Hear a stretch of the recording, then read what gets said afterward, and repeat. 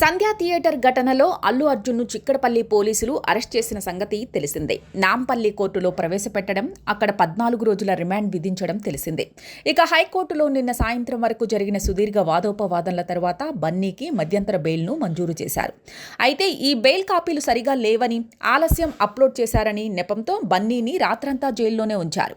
నేటి ఉదయం 6:45 బన్నీని విడుదల చేశారు. జైలు నుంచి బన్నీ నేరుగా గీతా ఆర్ట్స్ కార్యాలయానికి వెళ్లాడు. ప్రస్తుతం బన్నీ అక్కడే ఉన్నాడు. సెలబ్రిటీలంతా కూడా గీతా ఆర్ట్స్కి వస్తున్నారు. అక్కడే బన్నీతో పాటుగా అరవింద్, మామ చంద్రశేఖర్ రెడ్డి ఉన్నారు. అక్కడి నుంచి మామ ఇంటికి వెళ్లి తన భార్య పిల్లల్ని కలుసుకున్నాడు. అయితే బన్నీ ఇంటి ముందు కూడా భారీ బందోబస్తుని ఏర్పాటు చేశారు. అక్కడికి వెళ్లిన రైటర్ చిన్ని కృష్ణ మీడియాతో మాట్లాడాడు. అల్లు అర్జున్ అరెస్ట్ అమానుషం, నీచమైన చర్య అంటూ ప్రభుత్వం మీద చిన్ని కృష్ణ మండిపడ్డాడు.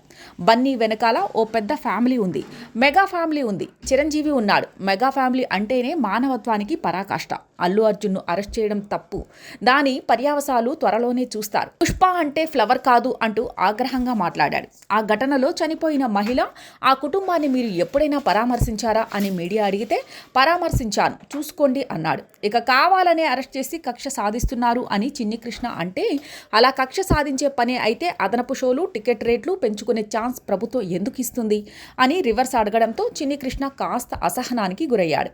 అల్లు అర్జున్ను అరెస్ట్ చేయడం మాత్రం అన్యాయం. ఇందిరా టైంలోనూ ఇలానే తొక్కిసలాట జరిగి చనిపోయారు అంటూ చిన్ని కృష్ణ ఆవేశంగా మాట్లాడాడు.